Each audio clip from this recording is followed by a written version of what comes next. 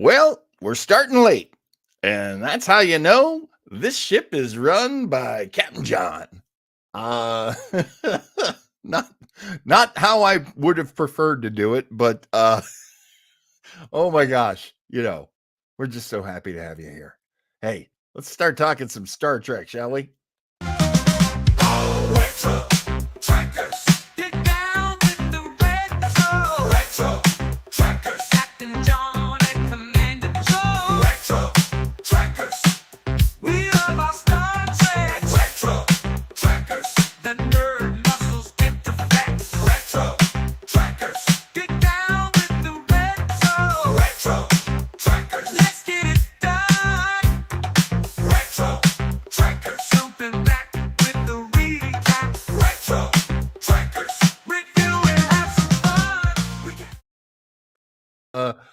Woo! Okay. Hey, it's John Weber, aka Captain John, and so glad you could join us and watch the show because this is something that I have wanted to do for a long time with my fantastic co-host. Have you met the wonderful Commander Joe Townsel? Oh, hello, Captain. I'm sorry the music stopped. I was still dancing. The theme song to Retro Trekkers is it's a collaboration between Joe Townsel, who had a great idea of what he wanted for a song, me, and my fingertips, which typed it into an AI, and the AI, which gave us a really fun song. Also on board is Ensign Ruff. Ensign Ruff, so good to have you with us. Welcome, Ensign. And I don't know. We're gonna have to see if our friend Raphael is a is he the kind of ensign that is a Harry Kim, or will he grow out of ensigndom? Folks, you're gonna have to keep watching the show. Absolutely gonna have to keep watching the show because we don't know yet. Raphael's a great guy, so yeah, I got a feeling he's going to move up in the ranks. Same here.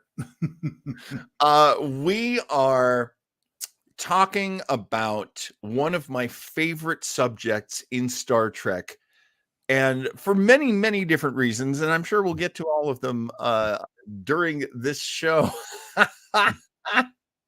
John Atkinson is with us. So good to have you with us, John. Or is he an ensign crusher? I don't know. He could be. All I know is he's hardworking. Hardworking and definitely not an acting ensign. Full ensign for this gentleman. Full ensign. Here on Starbase 80. Oh my God, I said it. John. We used to be Starbase 80. And then I was like, oh, that's intellectual property of Paramount. I don't want to mess with them. Let's just go with SB 80. And Joe's really, really good. He never makes mistakes. I make mistakes all the time. So I will occasionally throw out the Starbase 80 stuff. Please ignore it. Just like the commercials when we watch videos. No, Raphael is no Wesley. He is no Wesley.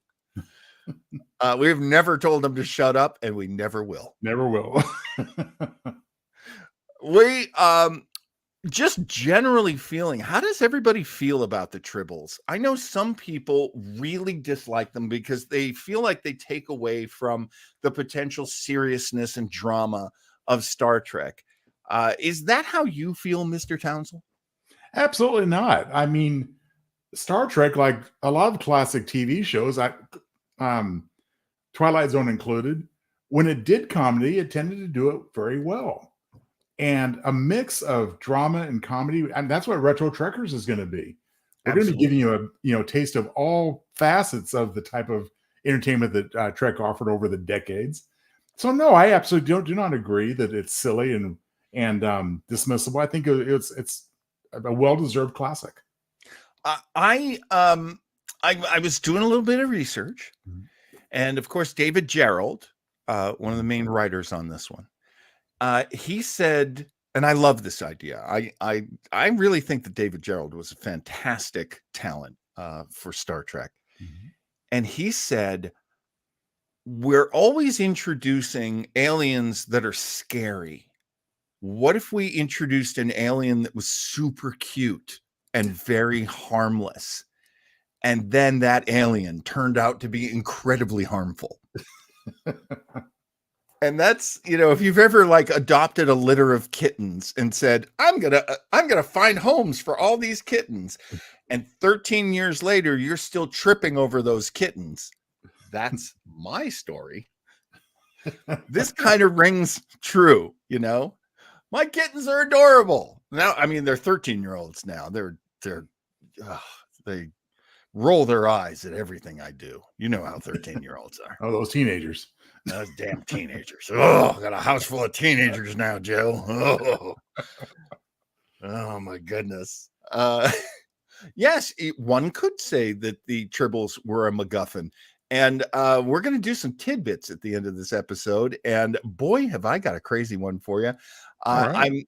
I'm holding back because Mr. Townsel always has the best tidbits. He might already have this one, but I'm very excited. How do you feel about Tribbles, John Atkinson? He says delicious with barbecue sauce. And might I suggest the couscous salad? Yes, as a side. Well, it's a favorite cuisine of Glommer's, which we'll talk about next week. I cannot wait for people to see the artwork that Joe made for next week. It is so good. It is so good. I don't know if you've been with one of our Star Trek recap shows before. If this is your first one, we are so thrilled that this is your first one because this is one of the best ones we've ever done so far. Let's get started. We're going to talk about the beats of this episode. And here's how we introduce it.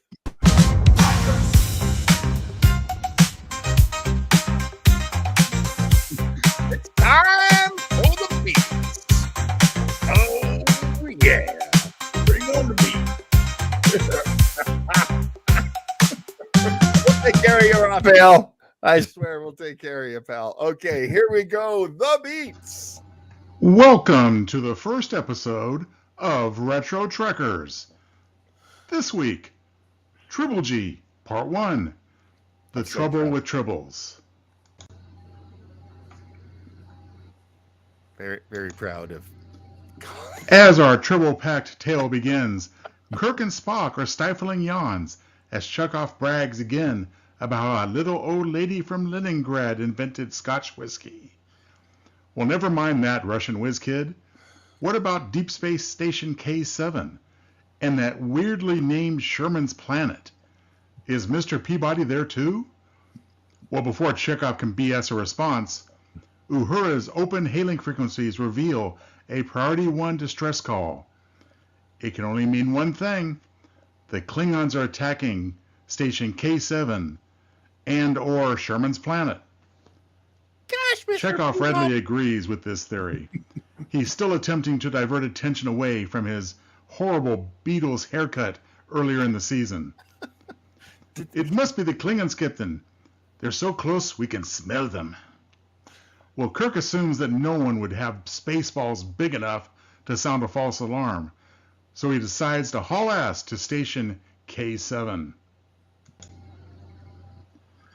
The Enterprise arrives at the station to discover that nada is amiss.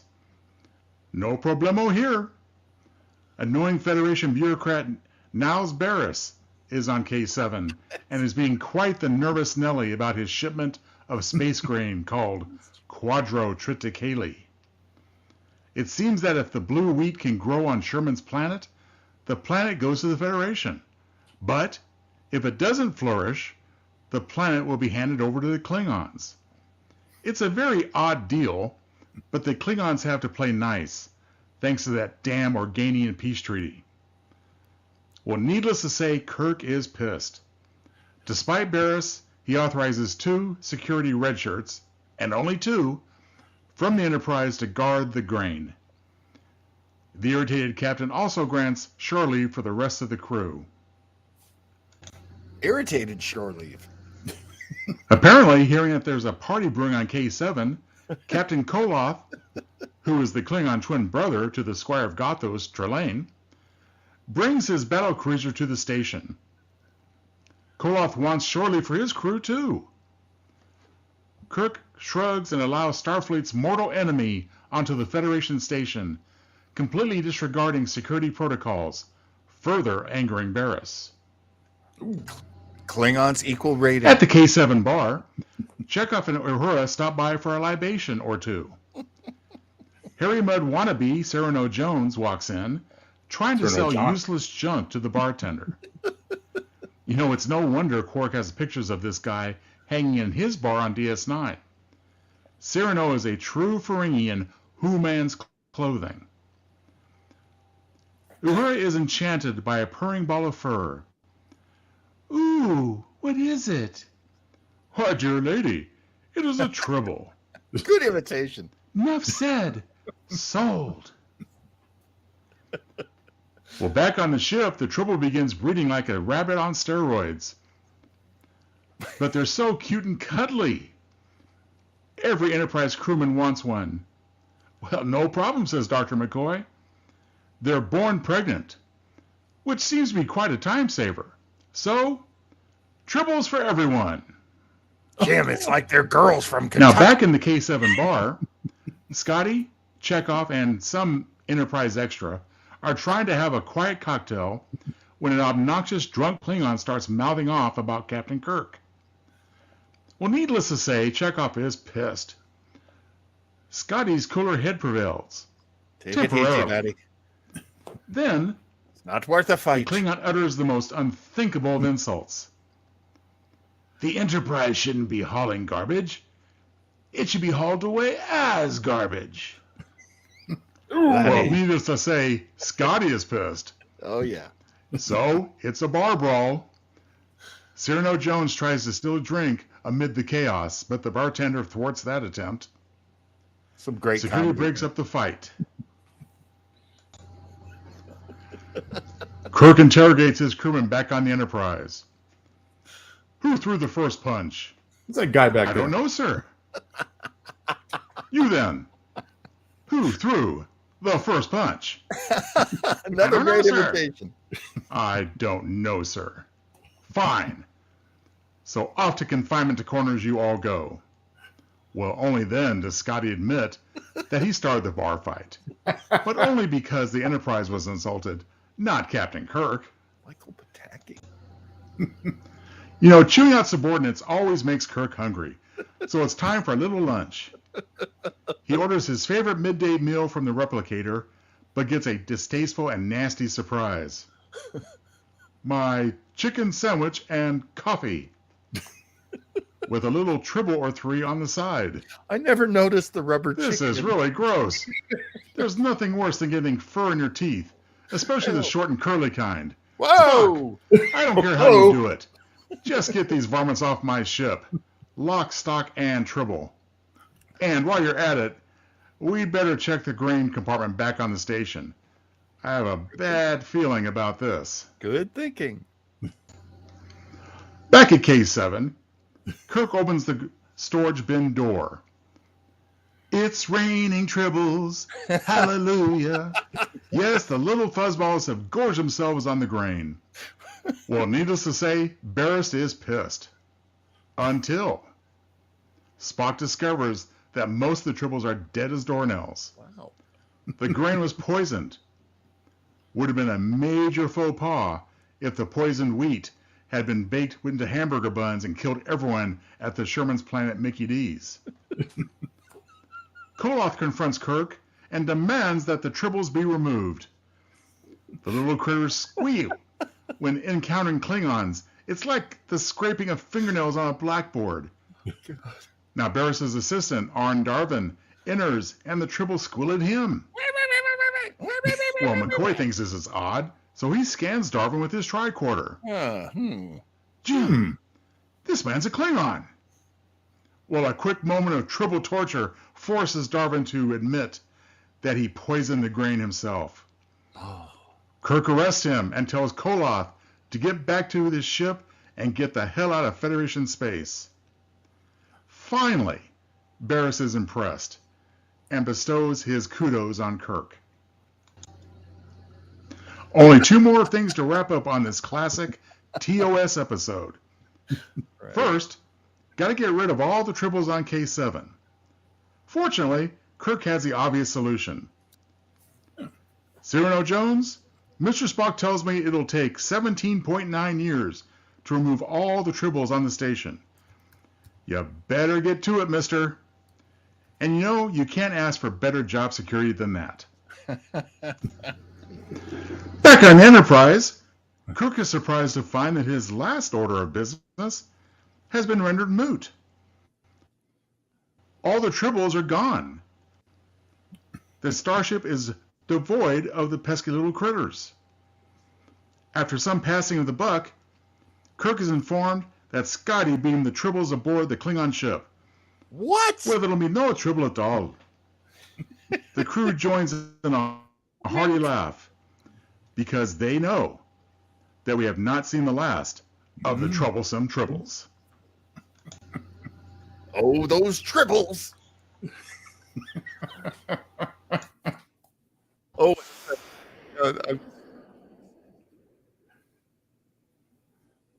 I have a little extra that I remembered existed. I found an interview with William Shallert, who played the guy who ran K7, Patty Duke's dad, as Raphael pointed out. But we'll take a look at that later. I was like, oh yeah, I can throw that on the screen. Thank you very much, Mr. Townsel. Well, thank you, sir. I hope that people found it entertaining as a recap for the classic episode. And I have to agree with Raphael. You make a excellent, of course, you make the perfect Captain John, but you also make a pretty damn good Captain Kirk as well. Well, that is praise from Caesar. And I am very delighted. Thank you, sir. All right. Let's start talking about our opinions on this. And as we like to call it, the down and dirty. Down and dirty of Trouble with Tribbles. Well, let me ask you right up front. How do you remember the title? Is it Trouble with Tribbles, or is it The Trouble with Tribbles? No, it is definitely. They did not mind using demonstrative articles back in the day. It is The Trouble with Tribbles. The Trouble with Tribbles is again, a rather humor-filled episode, but I feel like it moves us forward in knowing things about Federation, knowing things about the relationship with the Klingons, which would continue for some time in all Star Trek, movies and the newer shows after the original series. And I do love this from John. So did the Tribble Empire align with the Klingon Empire? I don't think so. When we're talking about the Trouble with Tribbles, Raphael says at $10 a word, add the. I agree. We get to know something really kind of cool for the first time, which is that the Klingons have a vulnerability. Because let's face it, the Klingons, that's a really interesting enemy to introduce in the late 60s on a show like this, because what they're saying is we have an enemy, just like the United States at the time in the Cold War had enemies, chiefly of which were the countries of the USSR. And but also China was not considered super friendly to this country at that point. And these enemies, being Klingons and being aliens, were bigger and tougher than humans. And I thought that was really interesting that here's Roddenberry and his writers bringing in these kind of the opposite of what the Federation is. That's how I see the Klingons. Does that work for you at all, Mr. Townsel? Oh, certainly. I mean, it's a very not so subtle representation of the Russians, even though we had Chekhov there to tell us that we, at least on our planet, we had reached a point of tolerance and acceptance and appreciation for all cultures. That we just have to do the same thing with cultures we find out in space, which of course with the Klingons and ultimately the Romulans too, we did over the centuries on successive Trek series. And it is interesting that for the second ever appearance of the Klingons in this series, that it was done in a comical way, which I think was probably a good move.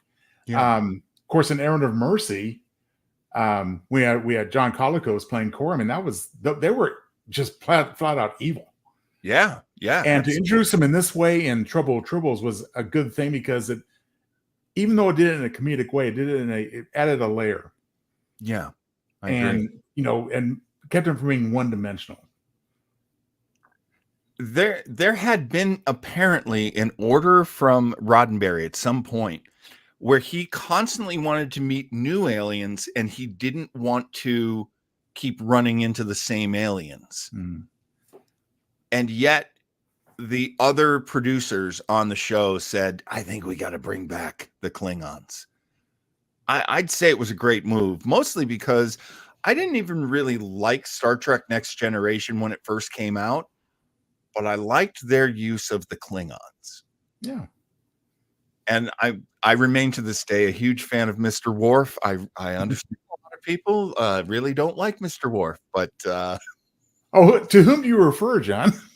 I have so many friends who don't like Worf. It's so disappointing to me. He's one of my favorite characters. Oh, just because he's a deadbeat dad. Come on. Oh, that's not one of the main aspects of his personality. John asks a very good question. Wasn't it Gene Kuhn who was always trying to inject humor and Roddenberry hated the idea? That is exactly what I read. Yes, I agree. I very much my recollection as well. Yeah, and Gene L. Kuhn was actually a great producer for the show. Worked fantastic on the show. And he and David Gerald and DC Fontana apparently were people on the show who felt that, because on the other side of the coin, and I don't know if this is anything anybody else has heard, apparently Gene Roddenberry wasn't known for his sense of humor. Well, it doesn't surprise me. And I also, and this is pure speculation on my part, I never read anything to this effect. But, by the time Star Trek came around, I mean, Lost in Space been on the air for a year, well into entering its, silly phase that lasted to the end of that series. Right. I'm sure Roddenberry had big reservations by becoming another Lost in Space, farce. That makes a lot of sense to me. And apparently Leonard Nimoy was another voice that said, I don't like when we do humor. A little humor during the episode is fine, but I don't like a funny plot, because he accused this episode, The Trouble with Tribbles, he accused it of being parody. Now, Leonard Nimoy could be a fairly serious person himself. So not all the time, but fairly serious. This was at a very delicate time in people's careers, because if you were working on something silly, that could color you forever. You might never get to be a serious actor again or go do other shows. Typecasting was a very big deal in the 60s in American television.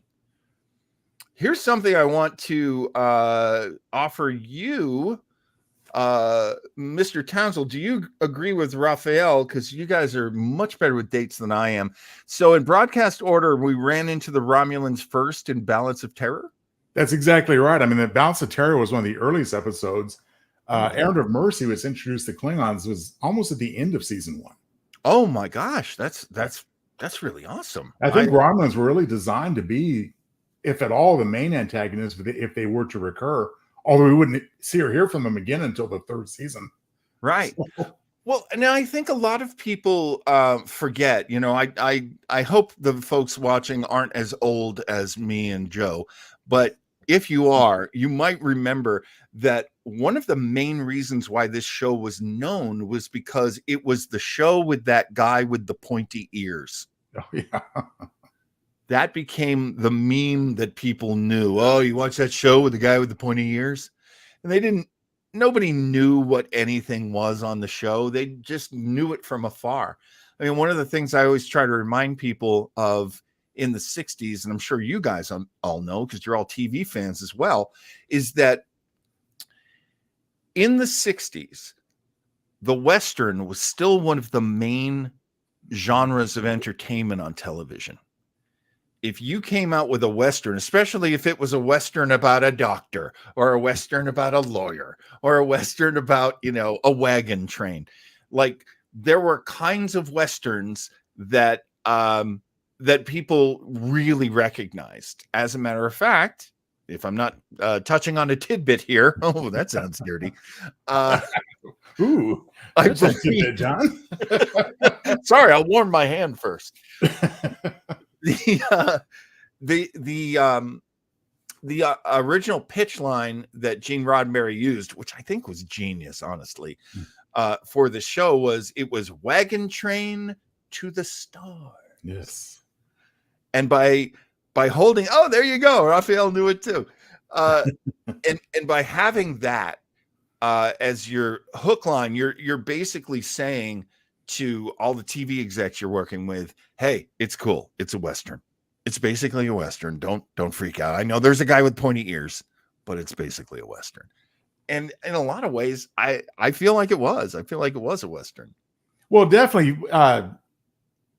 was. I think also getting into the bigger genesis, as it were, was that Roddenberry was looking to do some social commentary here, which obviously did happen in many episodes, but he wasn't going to get away with it in a conventional contemporary setting. Yeah. So by bearing it first as a Western and as a science fiction Western, he could get away with making some social comments.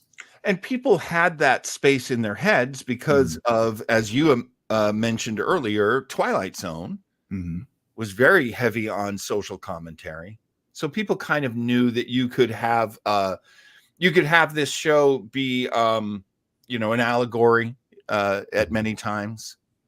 Oh, there you go. John Atkinson even puts it better. It was a morality play, just as most of the Westerns were. Excellent way to put it. Yes. That's absolutely true. I think if you have never seen Gunsmoke, it is one of the hardest dramas I've ever seen. Like, there are people stories about people. That was always my complaint when I went to screenwriting school. Was we were constantly being taught how not to write big giant stories. We were being taught write stories about people and relationships and characters, and it always disappointed me because I'm like, no, I want to write about spaceships and robots and explosions. It always seemed to me to be such a stodgy, like Playhouse 90 kind of approach of like, kid, the only story people want to hear about is about other people. People's stories about people. I always complained about that, but honestly, it's true. Raphael brings it up too. The infamous Frank Gorshin episode where they tackle race because there are two kinds of skin tone from a planet, half black and half white. And that there is that beautiful moment. What is that episode called? You remember, don't you, John? That would have to be Let That Be Your Last Battlefield. Let that be my last battlefield. Oh my God, that is so true. And I did want to go back to this comment that Raphael made earlier about there's your Star Trek unsung hero, DC Fontana. Absolutely. You are never going to find any podcast or streaming show or whatever you find, never going to find one that loves DC Fontana more than our show. No, absolutely not. Any sort of information that anyone has, because I honestly should have looked this up, is this why did they refer to them at first as the Klingons? They're actually, I'll go and give you I wasn't going to actually use this, but there is IMDb provides an explanation for that if I can find it. Oh, wow. Well, I'll just paraphrase. Maybe somebody can correct me if I don't get it quite right. But William Campbell, who played Koloth, Yes. Yeah. there apparently is, I'm going to say it was some kind of a play that had a character or characters referred to as Klingons. Ah. And I guess Koloth was so, Campbell, I should say, was so attached to that recently Yeah. that he just transposed the two terms. Interesting. Yeah. Because it's fluid in the episode. We don't Right. hear cling on definitively till the end. Because I believe at the end, when Scotty says he beamed it over to the ship, now he's calling them Klingons, I believe. Well, I mean, McCoy had the proper pronunciation just prior when I identified Arn Darvin as such, DeForest Kelly going out there teaching all these young punks how to say the word right. And again, we're talking about the second appearance of what would become a major alien race, but at this point, not so much. I mean, still very, very much in process of getting established. And we will find out more about that as we go through the Tribble-gy, because in 2 weeks we're going to be watching Trials and Tribulations. Can't wait. It opens up many new cans of worms, and that's so exciting. What do you think really worked with this episode? I ask that question to everybody. What really worked for you? What do you think was the sort of everlasting elements from this episode that moved us forward? Because I would say this episode was a big revolution. This really did bring us to a next level of Star Trek. Joe, what do you think this episode gave us? Well, one thing that stands out to me is that basically everybody in the episode shined.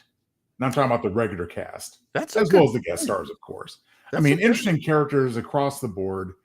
Uhura's adorable, and she gets to say something other than hailing frequencies open, which was always in Sean Nichols' gripe, as I understand it. Yeah.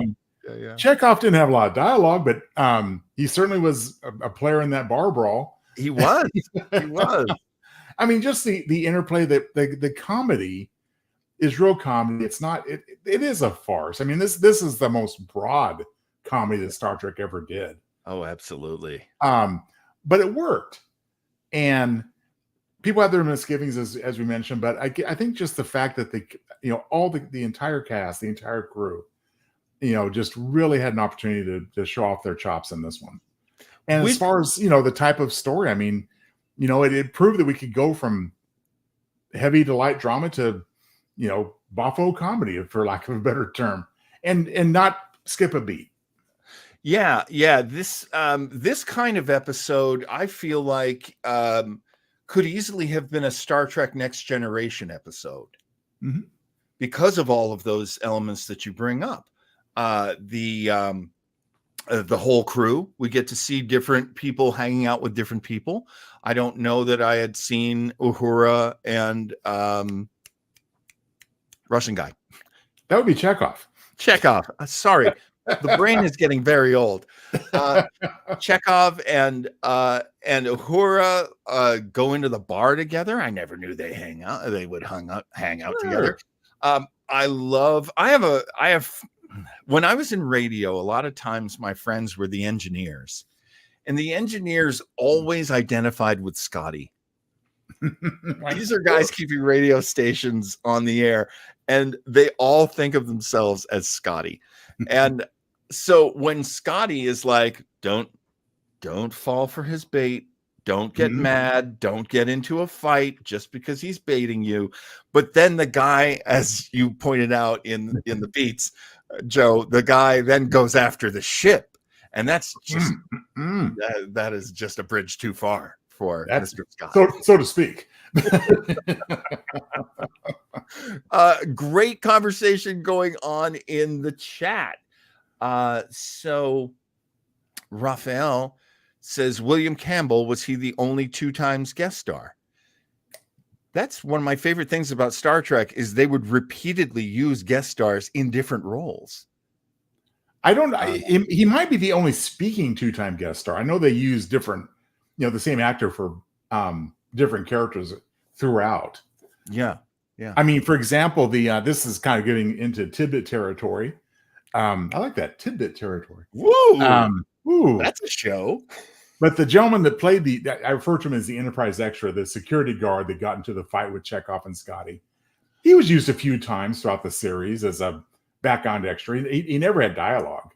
Yeah, yeah. But economically, I mean, yeah, they would often use the same actors in various capacities as long as it wasn't noticeable as being a conflict. It's also a great way to go, well, that guy had a great look. That guy had great presence. You see it a lot in The Next Generation. Yes. Where the actor who would eventually play Gul Dukat. Mark Alimo? I'm probably mispronouncing his name, but I can never say his name right. Alimo. Yeah. Let's not call him though. Well, anything but. There are actresses who would call him a lame-o. He was not beloved by the actresses, but I didn't know that. We can discuss that further along. But yes. So John Atkinson points out the guy who played Dr. Severn was in 3 episodes. Raphael remembers that one of them was the Apple, which is sometimes remembered as the Space Hippies episode. No, sorry to correct you, John, but I mean, it could be misconstrued as that, but the Space Hippies was in season 3, The Way to Eden. Oh, The Way to Eden, yeah. The Apple was like the orange people, including pre-Starsky David Soul, who worship Vol. Vol is Vol. Vol is Vol. Yes. I remember I love that one where they're like the big muscular guy and someone punches him and he's like, oh, because he's never hit before. You hurt me. Let's see. John Atkinson says that that actor was in Apple, Way to Eden. Oh, okay. And Patterns of Force. And then John says, and I think today is his birthday. Oh, happy birthday. Skip Homeyer? That's cool. But I mean, William Campbell stands out as far as a repeat guest star only because his speaking roles in the 2 episodes, Squire of Gothas and Tribbles, was such a major part of the story that I wondered at the time people would probably remembered him saying, didn't we see that guy last year? Here's the thing, and I don't know this for an absolute fact, but when I used to occasionally, I only got to do it a couple of times, audition to be on a Star Trek show.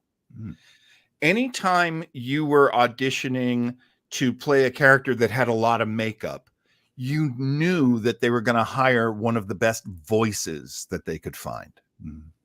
And that is again, Mark Alemo, playing Gul Dukat. Gul Dukat had a very musical voice, and quite a few of those villains had musical voices.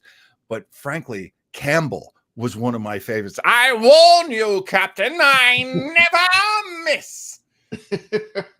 It's stage acting, it's voice acting, just just beautiful stuff. I'm sorry I yelled, by the way, everybody. I know there are people watching this in a room with other people. Woke me up. John Atkinson points out, and I love this. I love this. Both he and Raphael are absolutely right about this. John says, my wife and I watch Mannix, constantly seeing guest actors from Star Trek, same studio, Desilu. And Raphael points out, Mission Impossible as well.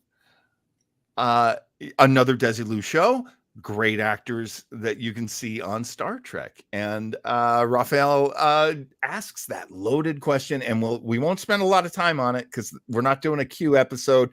But would you say that William Campbell, his Trelane, was the basis for the Q? I want to ask everybody in the room, including Mr. Townsel first. Have you always had that feeling?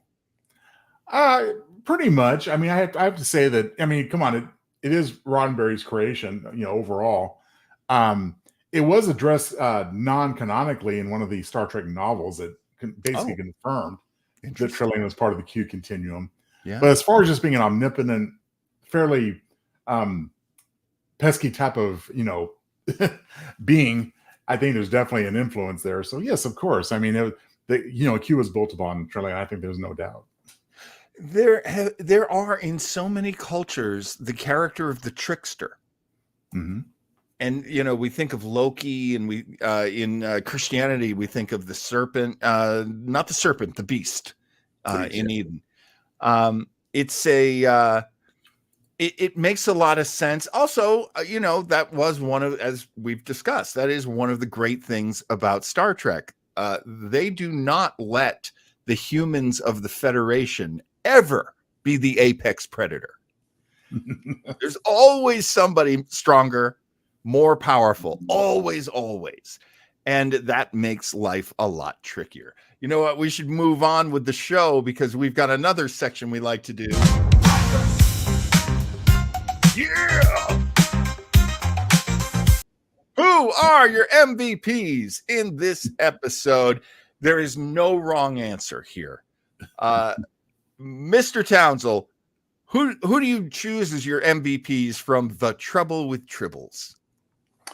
Well, that's a tough call because, as I said, I mean, everyone shines here, but in terms of this story and its tone, I have to go with William Campbell as Koloth. I mean, he's great. A different type of Klingon from Kor, from Errand of Mercy. Yes. I mean, how many Klingons have you ever seen before or since that would kind of curtsy and slink away at the end when he knew he wasn't going to win?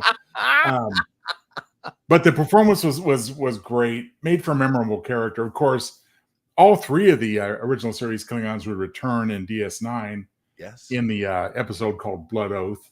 Yes, that's a great. I love that episode. Oh, of course. And again, I just think that giving that additional dimension to the Klingons that we're still developing as a species in Trek, Campbell and Koloth as the character were phenomenal. Great call from Raphael. Today, tomorrow, always, DC Fontana. Yes, I love her touch. You can always tell when there's something a little, there's a twinkle in the eye. There's a little smile on everybody's lips when DC Fontana has gone through the script and added charming little things and little human interactions. Those things are still great. You still want to see those things. I'm going to go kind of obvious, and I'm going to go with Shatner.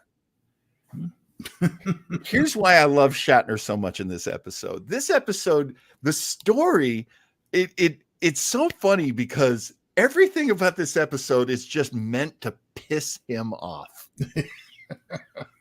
This is Kirk's worst damn day.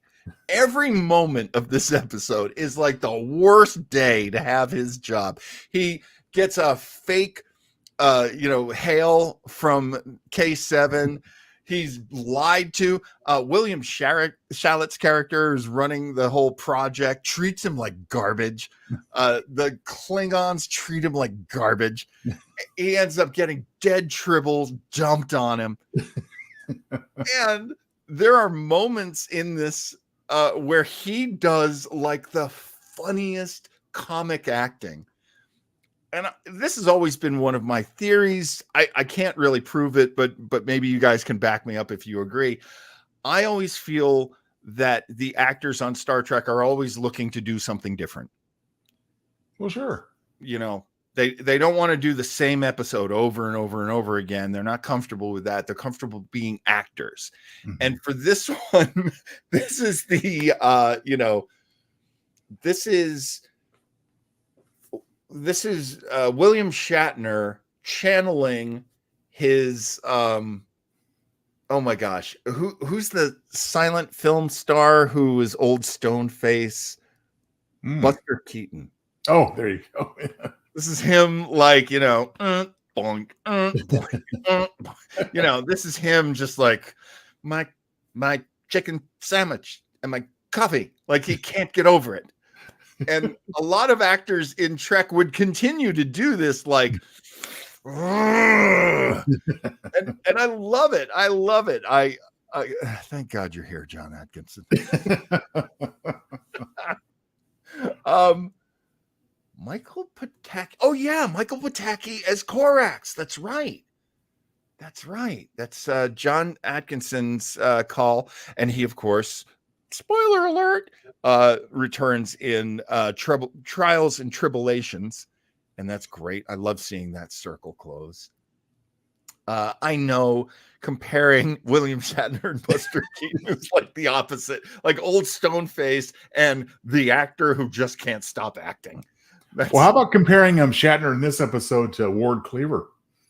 Oh, because I mean the whole reaction with the chicken sandwich and that just, instead of yelling and screaming and being over the top, as Shatner was often accused of being, it was like kind of a paternal thing. It says, Mr. Spock, I don't care. Get rid of him.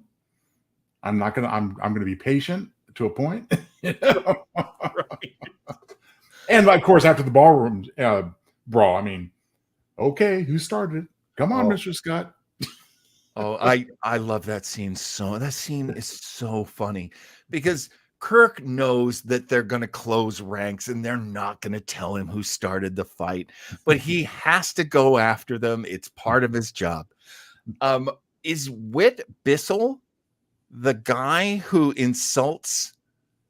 It's a garbage scow. No, I spoke too soon. It's not a garbage scow. The Enterprise should be hauled off as garbage. Was that Whit Bissell? Because that actor was fantastic too. Well, it's probably the only time we ever heard a Klingon mimicking a Scottish accent. The old school Klingons were very flexible. They could do all kinds of things. The new school Klingons, little post Michael Dorn. Yeah, they didn't care much about honor those smooth-headed Klingons with the swarthy makeup, Let's take a look. This isn't going to be very long. And this, you know what? And we can do this as a tidbit. Oh boy.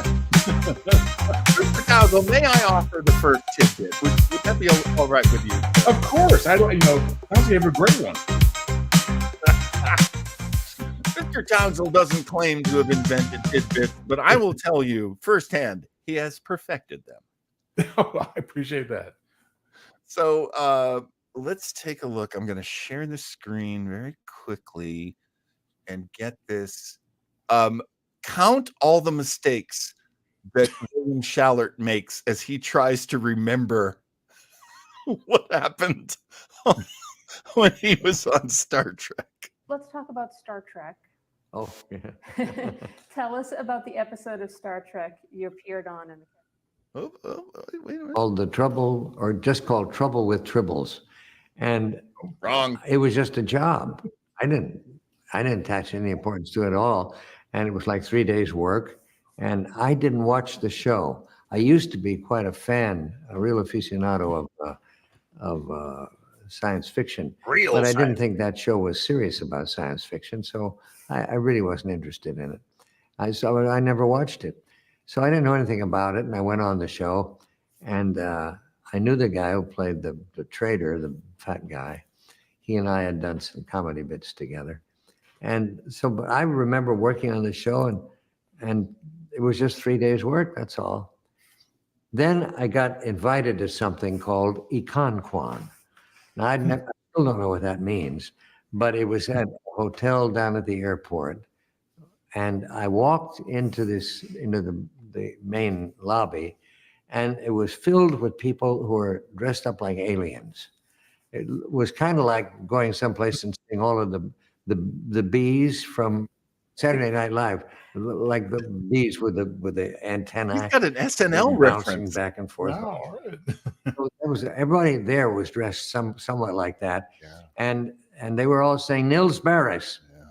and I'm looking around, and they said, "No, that's you." I said, "What?"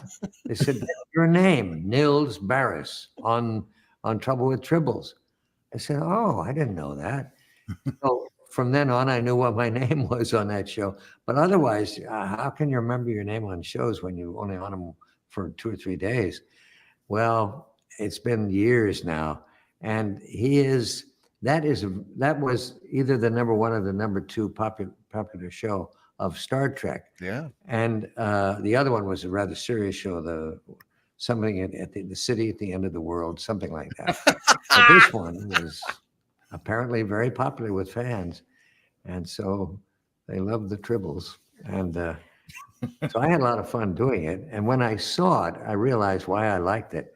I got to chew Bill Shatner out on a regular basis in that show. I would just make fun of him and talk. And it was fun because I got people, because of my name Shallert, people would call me Bill Shatner every once in a while, often enough that it was, no, it's not, it's Shallert. But, I don't begrudge him anything. And it's kind of like the play he's doing now had come to life. I love it. Oh, great clip. So let's talk some tidbits. What do you have for us, Mr. Townsel? Well, the one I wanted to start with was regarding the writer David Gerrold himself. Oh, yeah. First tidbit on him is that we referred a couple times to the Enterprise extra who was in the bar brawl with Scotty and Chekhov. Well, Gerrold wrote that minor part in for him to play himself. That's something he kept trying to do, is get himself into the show. Somehow it just never happened for him until much later. Right. The other episode he wrote for the original series was the Cloud Minders in season 3, much less memorable than this one, obviously. Yeah. He was basically a creative consultant under Roddenberry with Next Generation for a brief time, but they had a falling out. Wow. And then finally, ultimately, and we'll mention this again when we see Trials and Tribulations, Mr. Gerrold finally made his appearance in the show on that episode. I don't mean to start any problems here, but does he not show up in the animated show, the animated series? Well, he could. If he does, I totally overlooked that. But I mean, I guess you draw a distinction between animated and right, live action. Oh, I'm sure he wanted to be on live action. That's what I'm referring to. And like I said, he lobbied for it a few times. But he finally made it into one of the hallways there, on the sequel show on DS9. Oh, interesting. Oh, okay. I guess one of the things that he had a falling out of with Roddenberry, or maybe just generally, was he did write a script called Blood and Fire, which was later produced as a fan production, much later. Oh, interesting. But it involved what would have been Star Trek's first openly gay couple. Oh, wow. And that was very. I think he claimed, probably rightfully so at the time. Still, it's still late 80s. Mm-hmm. Kind of on the cusp of these types of things. Oh yeah. But that would see life much later as a fan production. So interesting if you can find it. Yeah. But that's my David Gerrold information. Yeah, he was about 23 when this episode was made. Very, very young writer. Yes, I mean, I can only envy him that. He's wow, to be that age and to have a major TV credit, so early. Good for him.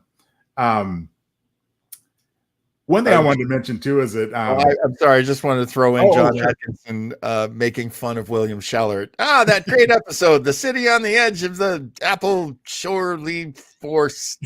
Something like that. Well, he tried. I think if he couldn't remember his character's name I think he did a pretty good job remembering maybe half of the other episode's name. So I love the idea that he's like, Star Trek was trash. Dude, your show had identical cousins. Identical cousins.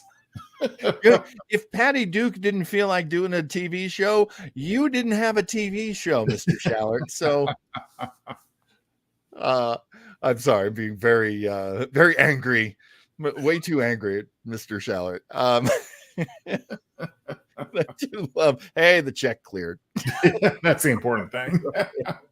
Very true. I'm sorry, Mr. Townsel, you were moving. No. I mean, one thing I thought was interesting was that, if not the first, one of the first actual uses of the word pregnant in this episode of television. Yes. And ironically, I have to go back to the fact that this was a Desilu production. Of course, not much more than 10 years prior to this episode. Lucy was not pregnant; she was expectant. That's right. That's right. But that was also, their beds were pushed together, right? Well, sometimes I guess, but they had separate beds for that reason, obviously. But I guess at some point you had to have somewhat degree of realism. So one of them, maybe it was more taboo for them to crawl into one of the other's bed versus just push them together at baby making time. I don't know. Well, they were actually married, as opposed to like on the Dick Van Dyke Show. Yeah. Where it's like, well, I don't want Dick Van Dyke to be in the same bed as that sweet little Mary Tyler Moore. Okay. Other tidbits, sir? Couple more, but the one I wanted to mention, back to David Gerald. Yeah. He did pitch the original sequel idea this episode for season 3, but that, of course, would later become More Troubles, which we'll not surprisingly talk about in Tribble-gy Part 2. You know something? Just while we're here, we might as well make reference to it. Next time, Part 2 of the Tribble-gy, we will cover the more whimsical entries starring Tribbles. And that would be from the Star Trek animated series, More Tribbles, More Troubles. Very interesting episode. Far more than just a cartoon. I love the artwork that you did here. Thank you, John. I love that you're holding a glommer. I just love it. But we'll also be talking about the Tribble-themed short trek, The Trouble with Edward. Yes. And I just want to say, if you ever wanted to see me rant my head off negatively about something related to Star Trek, oh boy, get ready for The Trouble with Edward. I'll be right there with you, sir, because I totally agree. So that is next week, 5 p.m. on the West Coast and 8 p.m. on the Beast Coast. Be sure to join us for that. I don't know the answer to this one. Do you know this, Joe? Did they use the word pregnant in Friday's Child? I don't know for sure, but I seem to recall that they probably did, because obviously, much to our chagrin, Julie Newmar is pregnant in the episode. We would have preferred she wasn't, but I'm sure they must have referred to as such during the course of the episode. My only objection to Julie Newmar being pregnant is that I am not the father. Well, that's another way of looking at it. I was trying to be a little bit more delicate, but John, as usual, you cut right to the chase, my friend. I don't want to sound too much like, some terrible politician is, just generally trying to tell women what to do with their bodies. But Julie Newmar, oh my queen. I don't have any tidbits about this one. I've pretty much spent my tidbits for the week. You guys? Well, I think we can leave it there only because I could go on as far as tidbits as in subsequent episodes, but we'll save those for the subsequent episodes. Let's do that. Let's absolutely do that. And now that we're at this part of the show, because we're heading towards the end. Townsel.com. Hey, folks. Oh my goodness. JoeTownsel.com. Check out JoeTownsel.com. And all of Joe's books on it and his upcoming book. That's how you're going to find out more about it. Go to JoeTownsel.com. JoeTownsel.com. I'm sorry. JoeTownsel.com. After that, I love you.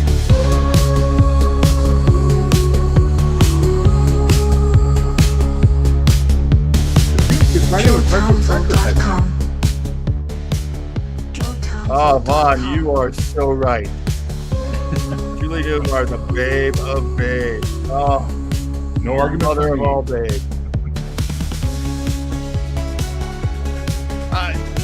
Joe, you got all sorts of great stuff at JoeTownsel.com. So what a delightful place. You got to go visit it. And what else can you do? We should talk about tomorrow, right?